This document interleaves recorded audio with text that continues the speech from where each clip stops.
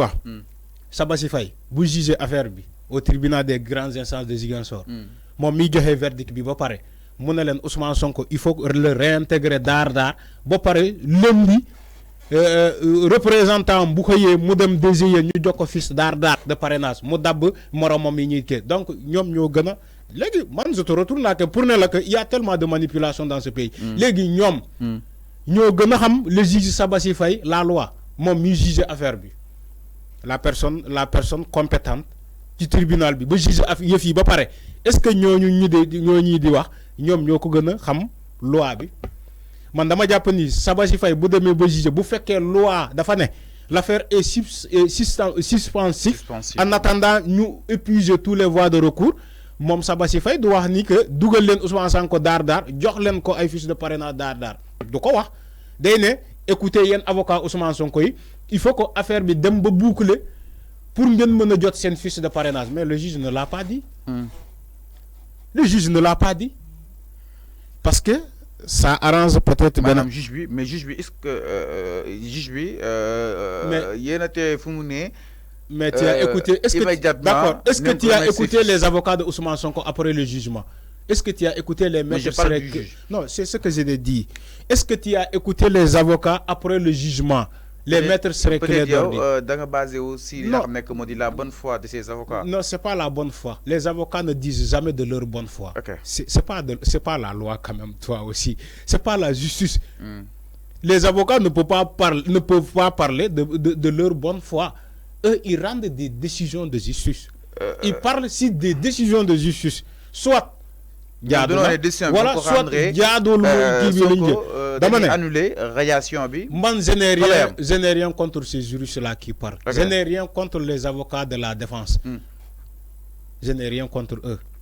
Mais man, lan lay sikandiko la personnalité la plus adéquate, le juge bu juge yefi. Le juge bu juge yefi.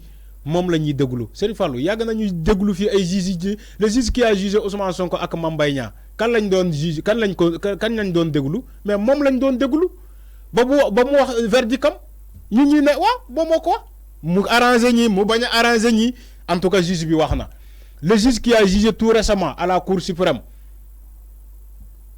comment dire Ali Sireba mais décision bu mo ñi ci moom lañu sukkandiku. Est-ce qu'ils ont donné des listes des fiches de parrainage à Ousmane Sonko? Mais non, parce que juge bi dafa ne mënuma leen ko jox même donte yéen a wax dëgg mënuma leen ko jox. Donte yéen a wax dëgg. Mais loolu la wax. Mais tu as vu le rapport qu'il a écrit. La DGIA n'avait pas le droit de bannir Ousmane Sonko qui ne surtout si les libertés fondamentaux de Ousmane Sonko sont bafouées, si les enjeux boo xamante ne moom moo taxaw ci kanamam. Donc Ousmane Sonko ken waru ko bagnal fiche de parrainage. Il retourne encore pour dire que il peut pas donc donner donc ces fiches à Sonko. Fiche à Sonko parce que il gisul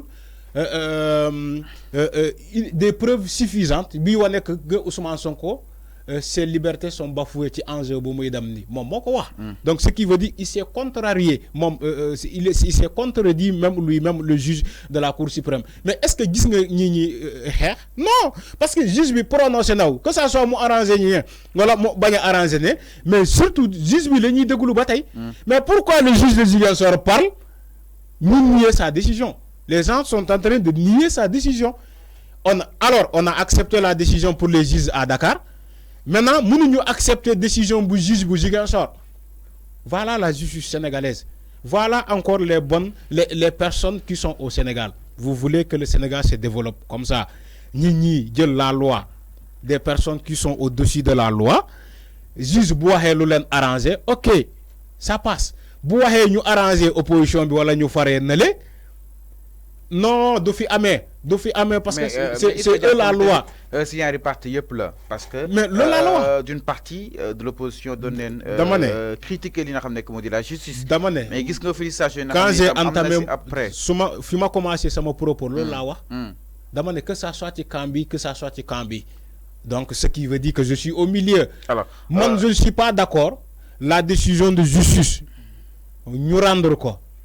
juge bi nee la c'est applicable daar dem leen ngeen appliquer lolo parce que xam na ni loi loolu la wax. alors en attendant ñoom ñu def seen recours mais Ousmane Sonko ne peut pas attendre parce que je suis pas entré. mais Maître Clédor c'est une fois dafa faat beneen lettre ouverte allant dans ce sens alors à l'étude menée am Maître Clédor moom Maître Clédor. en attendant laa dama ne foofu laay dama ne. man mënuma concevoir. juge wax ba pare. Man, je ne suis pas en train de défendre qui que ce soit. Mais deug lay wax. Juge Ziguinchor dafa né Ousmane Sonko ken amul droit génné ko ci fiche électorale té ba paré ken waru ko bañal parrainage bo len démé ngén appliquer ko réintégrer ko ci fiche électorale bi ba paré jox len ko sen fiche de parrainage mu dem parrainer dabi ay moromam dem parrainer ji mais juge bi loolu la wax il faut respecter la décision du juge. Pourquoi on respecte les décisions du juge à Dakar parce que le tribunal de Dakar aujourd'hui à Ziguinchor ñu ne fokk ñu xaar pour jugement bi définitif ban jugement la ñu xaar fii ba mu définitif en attendant ñu wëyal seen bi mais amul est-ce que xaar nañu fii décision ba mu définitif mais non Ousmane Sonko dafa war a jot fiche de parrainage mu dem collecter ay parrainage en attendant ñoom ñu def seen appel bi boobu beneen procédure la mais mënul tok di xaar est-ce que yo xam nga ni procédure bobu kañ lay ja légui état bu décider jël ko ba 2024 wala 2025 légui ce qui veut dire que Ousmane Sonko day tok di xaar appel bobu ba mu di fi regardez quand même rester laisser bay len manipulation alors yeen da ngeen xam appel kañ lañ koy até da ngeen xam appel kañ lañ koy até xam ngeen lolu donc Ousmane Sonko day xaar appel bobu mu ñëw légui bu ñëwé en 2027 day continuer toujours di xaar pour fiche de parrainage du benn diggante moom ak Maïsra yi wax ni moom ak ki nga xam ne que moo di justement Maïsra yi wax xam nga da nga ne ay Maïsra ngay poser ay Maïsra yi wax ni que Ousmane Sonko dafa war a xaar appel juriste yooyu man je ne suis pas d'accord parce que man dama xam la loi j'ai étudié comme eux c'est pas vrai amul Ousmane Sonko léegi bu xaaree appel état jël appel bi toog ak appel bi ba 2027 ce qui veut dire que moom day toog di xaar appel boobu day toog nii quoi di xaar appel bi état jël seen temps parce que appel bi moom la arrangé mu yóbbu appel bi jusqu'en 2030 léegi ce qui veut dire que Ousmane Sonko day toog di xaar appel boobu pour mu jot ay fiches de parrainage am ci ban élection arrêtez quand même ici il s'agit du code électoral. donc bokkul ak trajectoire beneen bi. merci wax naa la ko fii keroog code électoral c'est des libertés. c'était un enjeu qui est moo nekk ci kanam Ousmane Sonko ak ay ñoñom un enjeu pour tous les candidats présidentiables donc l'enjeu là si les libertés de Ousmane Sonko ci enjeu boobu sont remises en cause donc il faut pas attendre un appel.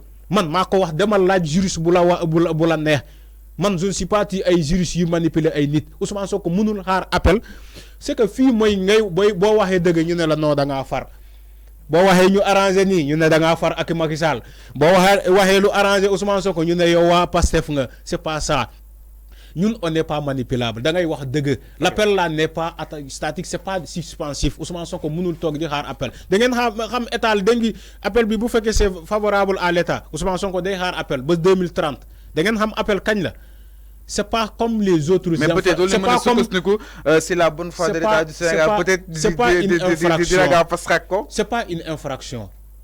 C'est pas une infraction. Mais pour toi être optimiste. C'est bon, tu peux être optimiste, mais tu peux ne pas l'être. Parce que, regarde, ceux qui ont empêché Ousmane Sonko de récupérer les fiches de parrainage, ce sont eux que vous parlez, que nous avons fait appel. Est-ce qu'ils vont faire l'appel dans de brefs délais? Est-ce que ça leur arrange? Maintenant, des juristes qui disent oui, l'appel est suspensif, Ousmane Sonko, nous avons ses fiches de parrainage, il faut que nous bouclions l'appel. C'est faux, Amoul. Si c'est le cas, si le mot le juge Sabassi Faye, en connaissant les libertés fondamentales de Ousmane Sonko et les enjeux yu taxaw ci kanam du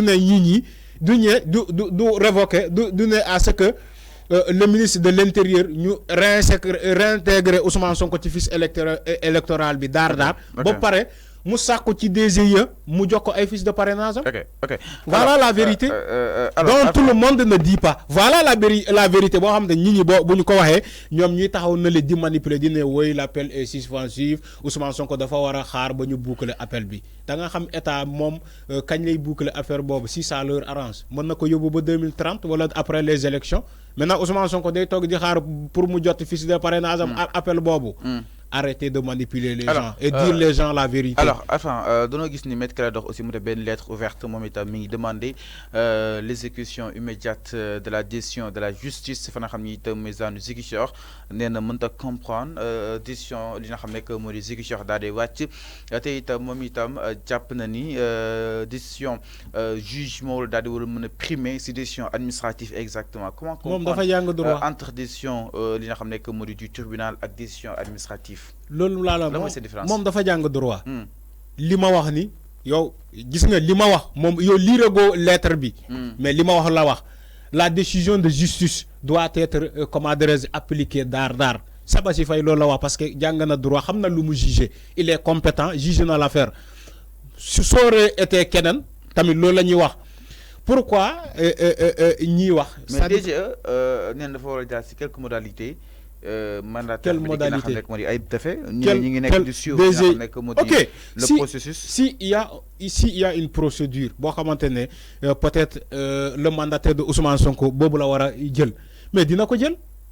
Dina djel procédure Bobo. Mais procédure normale, tu sais quoi?